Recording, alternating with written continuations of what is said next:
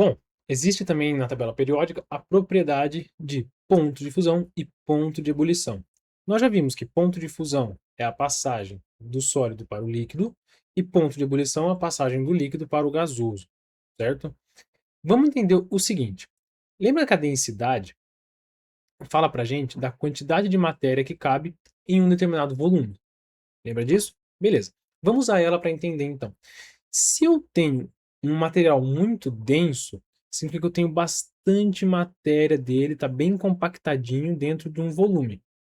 Se eu tenho um material pouco denso, significa que eu tenho pouca matéria nesse espaço. Existe muito espaço vazio, tá bom? Então, por exemplo, olha aqui, ó, a quantidade de matéria que eu tenho nessa caixa, tudo grudadinho, e olha essa daqui, eu tenho uma, duas, três, quatro, cinco, seis, sete, tá bom? Então, pensa o seguinte, quanto mais intenso for essa ligação, ou seja, quanto mais matéria eu tenho se conectando ali, tendo essa interação, maior será meu ponto de fusão e ponto de ebulição. Então, a gente pode seguir o sentido das setas da densidade, tá certo? Ou seja, ponto de fusão e ponto de ebulição também cresce sentido centro da tabela e de cima para baixo. Tem uma exceção que é importante a gente falar, que é o grupo 1 e o grupo 2. Os dois grupos aqui, ó. Por quê, professor? Porque ocorre o seguinte. Por exemplo, o frâncio, esses elementos muito grandes aqui, ou seja, átomos muito grandes, com raio atômico muito elevado, possuem pouca matéria. Lembra disso? Por quê? Porque o espaço é muito grande, a interação entre eles é muito fraca. E também pouca matéria dentro de um determinado volume, tá certo? Então, nesse caso aqui, nessas duas colunas, o ponto de fusão e ponto de ebulição vai crescer de baixo para cima. Beleza? Essa é a exceção de ponto de fusão e ponto de ebulição. Beleza? Só essas duas famílias crescem para cima. O resto, a partir da família 3 aqui, já volta a crescer normalmente para baixo e sentido centro.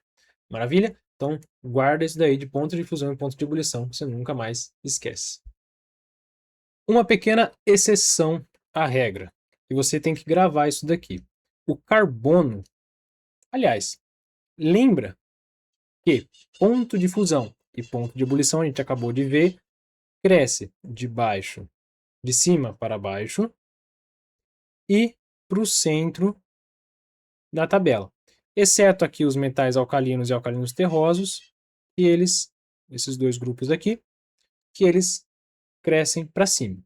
Ponto de fusão e ponto de ebulição. Com o maior, sendo o elemento de maior ponto de fusão e ebulição da tabela periódica,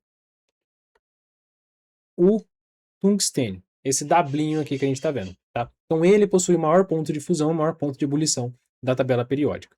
Só que, quando nós vamos olhar mais a fundo, nós temos o carbono com alto ponto de fusão e ebulição também. E qual que é? Por que tem essa explicação, professor? Por que o carbono tem esse alto ponto de fusão? Por conta dos seus retículos cristalinos formados, tá certo? O carbono, ele faz muitas ligações.